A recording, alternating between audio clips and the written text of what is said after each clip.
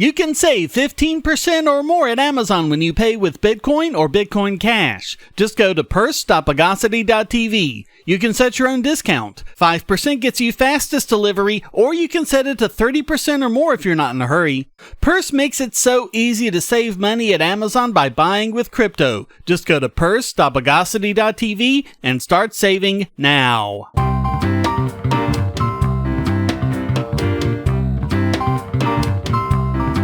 Welcome to the Bogosity podcast for the week of September 15th, 2019, the podcast that's a craze you'd endorse.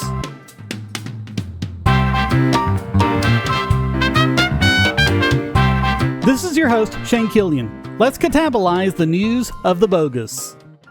According to the FUD the government and its news pundits constantly bleat, cryptocurrency is terrible because it's completely anonymous and allows terrorists, child sex traffickers, and money launderers to act completely privately. We've heard this over and over again for years as government tries to figure out ways to ban or regulate it and criminalize the people who develop and use it. Well, this story shows that not only is it not true, governments have always known that it's not true. London-based company Elliptic sells blockchain analysis tools for crypto exchanges such as Binance, as well as banks, and is used to investigate criminal activity and money laundering by analyzing the public blockchain of Bitcoin and other cryptos.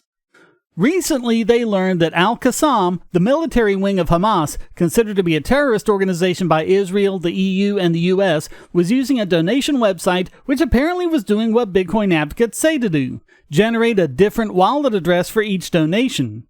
That's supposed to keep those transactions private.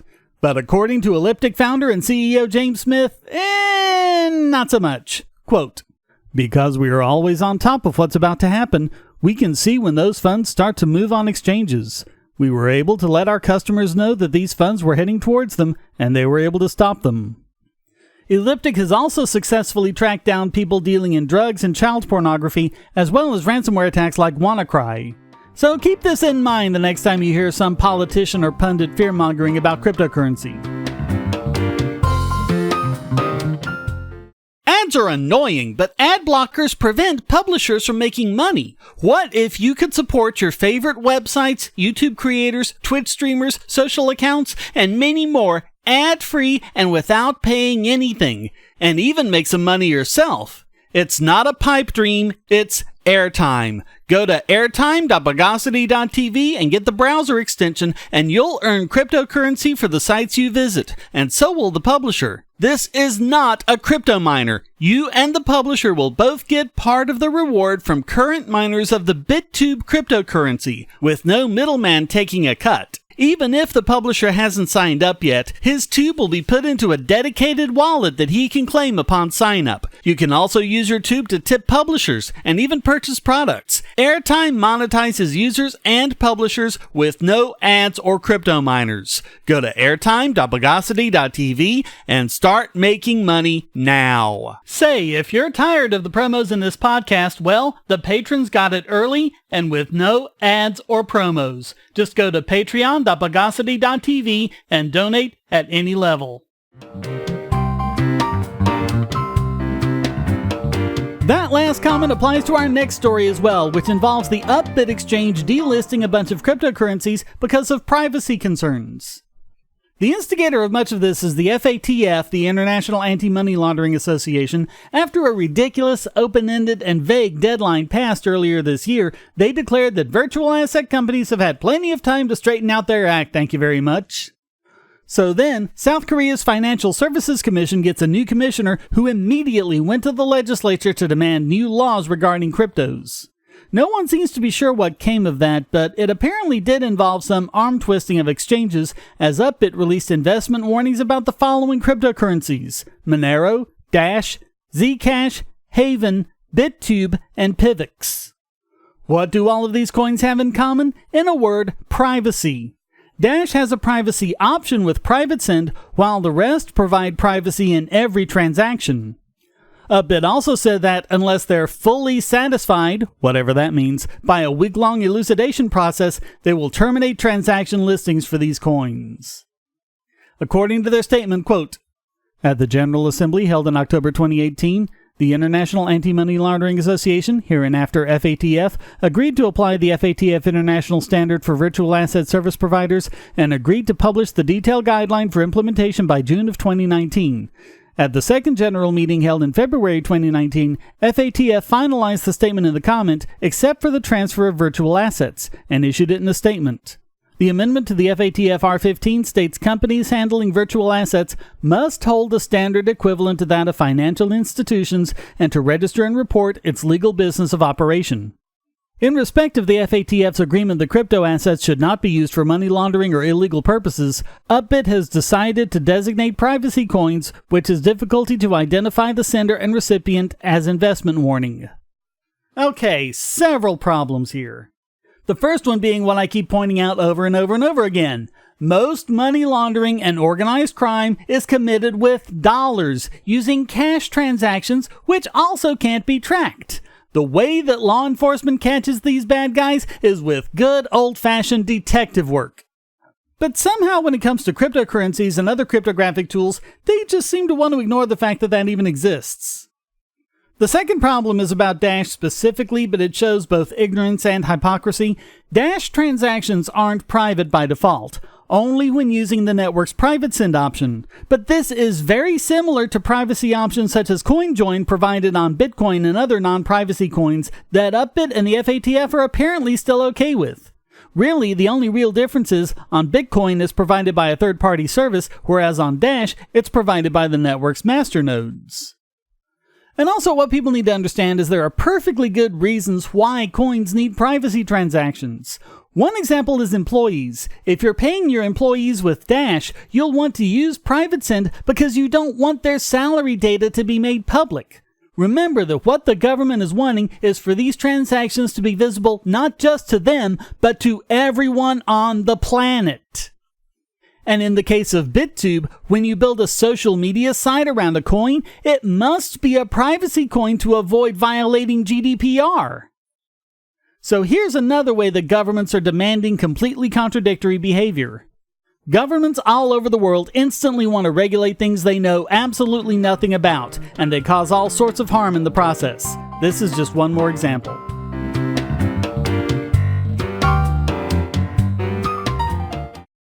If you're on the Wi-Fi in a coffee shop or hotel, anyone on that network can get your traffic. Do you really trust all of those strangers? For that matter, do you really trust your ISP? A VPN can protect you from prying eyes, disguise your location, and even foil government censors. It's essential in this day and age, so go to vpn.bogosity.tv and you'll be taken to BoxPN. Starting at just $2.99 a month, you can get unlimited high-speed connections to VPN servers all over the world, and they don't log connections, so your privacy is assured. Traveling abroad, just VPN home, and don't worry about what those other governments are doing. Back at home, stop your ISP from traffic shaping and messing with the quality internet access you're paying good money for. You can connect from multiple machines at once, including your smartphone or tablet, and it supports all the secure standards, including OpenVPN and SSTP. Bypass censors and surveillance with your own secure VPN connection. Go to vpn.bogosity.tv.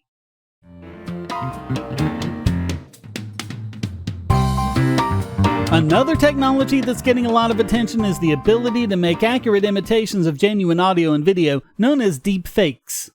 Artificial intelligence has been used for years to create things like fake news articles, emails, and other forms of text, and it's also been used to spot the fakes. Adobe has demonstrated using the recording of someone's voice to make them say something else. It's been used to create genuine-looking video. Although there might be good reasons to do all of this, such as movie effects, think about the kinds of things portrayed in Forrest Gump, of course there's the dark side to it, and people are wondering when criminals are going to start using this to scam people. Well, wonder no more, it's already happened. Criminals used a voice-generating AI to impersonate the boss of a German company that owns a UK-based energy firm. They tricked the energy firm's CEO into wiring funds to a supplier. He wasn't at all suspicious since the voice had the same vocal patterns of his boss, including his German accent. The funds were then moved to Mexico. Authorities still haven't figured out who it is, despite the fact that they didn't use cryptocurrency. Security experts say that this is just the beginning. AI-based social engineering attacks will only become more convincing over time, and along with that will be the increased likelihood of criminals using them. But really, this kind of thing isn't new. We've come to adapt to the idea of photoshopping, in other words, using digital tools to fake pictures. We don't just believe a picture anymore, we want it to be verified. But really, there were fake pictures before Photoshop. In fact, faked photos date back to the birth of photography. Voice fakes have been accomplished too, with techniques like the one depicted in the movie Sneakers, made more convincing by the use of auto-tuning software to make it sound not like music, but like natural vocal inflections. And it's always been easy to fake emails. There's no security or authentication whatsoever in email. You can put any address you want in the from field and fake an email from anyone you want. Although email providers have developed techniques of mitigating this, we've learned to be skeptical. And we will with this. We'll learn not to trust someone's voice. We can validate it some other way. It could be something as simple as asking for something only the real person would know, like in Terminator 2 where he deliberately calls the dog by the wrong name. Or some form of digital authentication could be required. So in one sense, this is new technology that we need to be aware of, and we should raise our skepticism accordingly.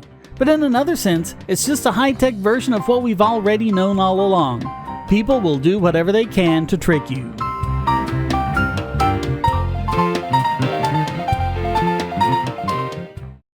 We live in a world where light bulbs connect to the internet, and recent attacks on them prove that your online security is under threat like never before. Not only your websites, but the internet-enabled devices you buy.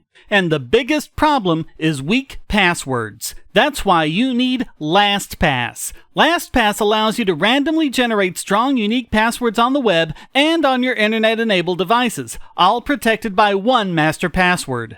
LastPass sets up in minutes and gives you secure automatic logins throughout the web, synchronizing across all your browsers, all your computers, and even your mobile devices, at home, at work, or on the road. It even securely stores sensitive form data, including credit card numbers, backup sensitive documents, software licenses, Wi-Fi logins, and more.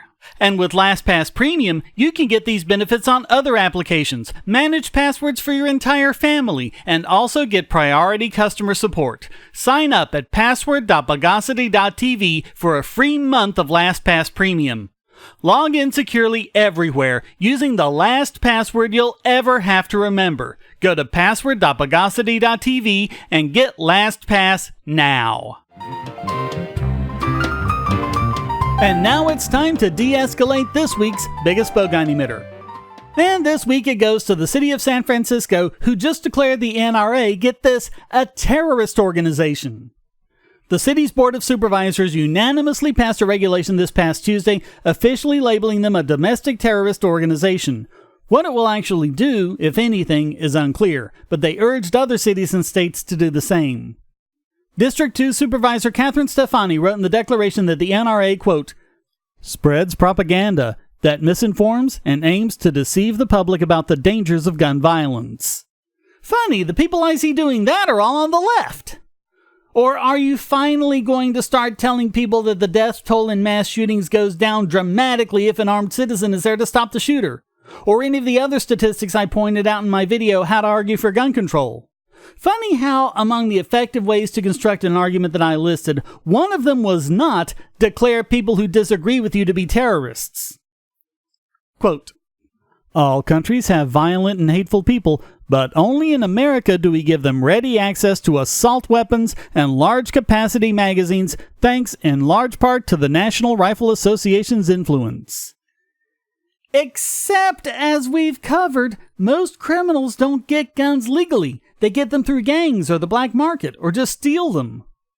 She said she was inspired to write the declaration after 3 people were killed in a mass shooting at the Gilroy Garlic Festival. Funny how in other countries, in order to qualify as a mass shooting, the number of killed has to be 4 or even 5 other than the shooter.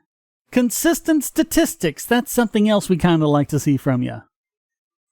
Quote, people are dying every day in this country, and doing nothing is not an option, and that is what the NRA continues to do. Ah, yes, the old we can't just do nothing canard, also known as the politician's fallacy. It's also an example of legislating the effect. Add to that the obvious ad hominem, and how many fallacies do we have so far? Hey, why don't you guys stick to what you do best? Movie effects and rice-a-roni, and leave the criminology to people who aren't deluded demagogues. The NRA told Newsweek, quote, "This is just another worthless and disgusting soundbite remedy to the violence epidemic gripping our nation. The same kind of attack the NRA has confronted in New York. This is a reckless assault on a law-abiding organization, its members, and the freedoms they all stand for. We remain undeterred, guided by our values and belief in those who want to find real solutions to gun violence." The NRA has 5 million members. In How to Argue for the War on Terror, I pointed out that the Rand Corporation calculated that there were only 300,000 people worldwide who were in danger of becoming terrorists. So they're saying that a group an order of magnitude larger than that is a terrorist organization. Of course, they still seem to be okay with Antifa, so make of that what you will. So all of that makes San Francisco this week's biggest Bogon emitter.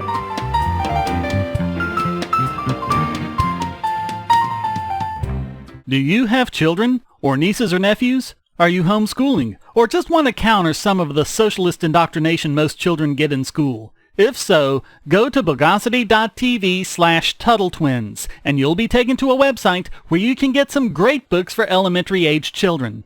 The Tuttle Twins books are books about liberty and free market economics that include children's versions of Bastiat's The Law, Leonard Read's I, Pencil, and Hayek's The Road to Serfdom, as well as books about the Federal Reserve and how regulations protect business cronies. They'll learn about the harm caused by eminent domain, or regulations passed in the name of safety, and fundamental concepts of liberty. And as you can see from the sample pages on the website, they're all easy to read and nicely illustrated. They're just $9.99 a piece, or get a special discount as well as free bonuses when you purchase all 5. You can even buy in bulk to donate to schools and local libraries. So get the Tuttle Twins books at Bogosity.tv/TuttleTwins.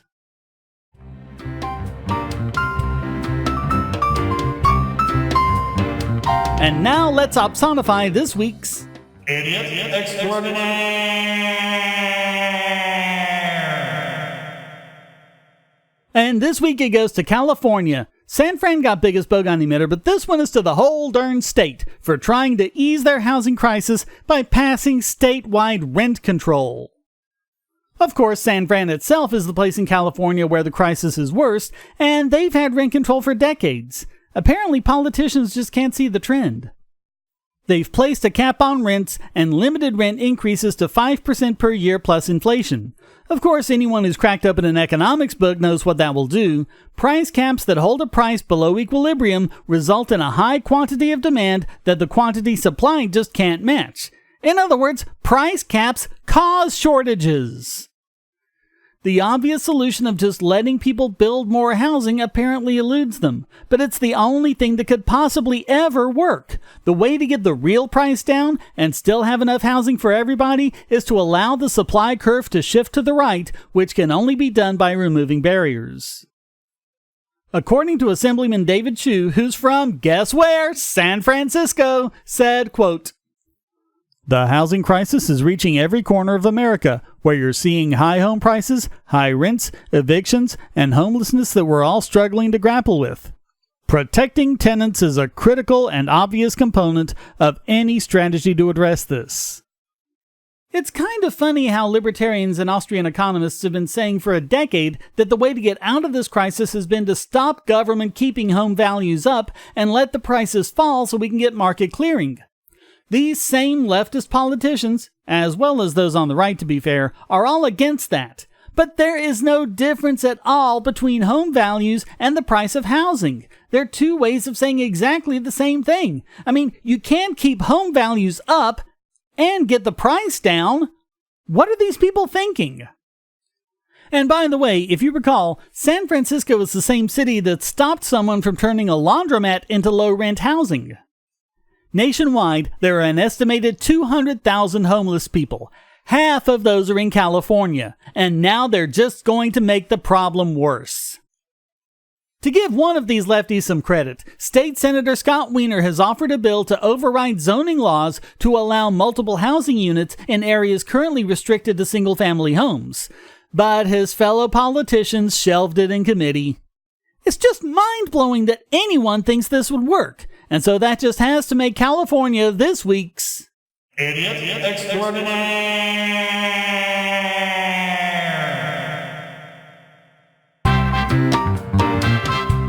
Well, that wraps up this Good Fun with a Handgun edition of the Bogosity podcast. Come to discord.bogosity.tv where you can join the discussion and post a question, statement, news article, or rant. This podcast depends on you to keep going, so please go to donate.bogosity.tv where you can give using PayPal or crypto, or subscribe at Patreon or Subscribestar to get the podcast and YouTube videos early and ad-free. You can even support this podcast for free with the airtime extension. Thank you for listening. Until next time, here's a quote from L. Neil Smith. The attempt to substitute policy for character in the form of alcohol control, drug control, gun control, speed control, wealth control, all of them amounting to life control, is the root of all nanny-state evils. It's amazing and sometimes amusing how indignant the nannies become when they discover, over and over and over again, that it just doesn't work. The Bogosity podcast is licensed under Creative Commons Attribution Non-Commercial No Derivatives 4.0 International License.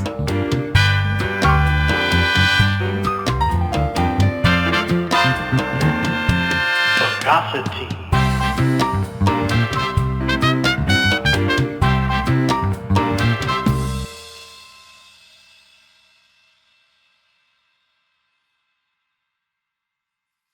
You can now get 2 free audiobook downloads and a 30-day free trial at audible.bogosity.tv. Your choice from the world's largest selection of over 180,000 digital audiobooks and spoken word content for your iOS or Android device, Kindle, or MP3 player. Go to audible.bogosity.tv now.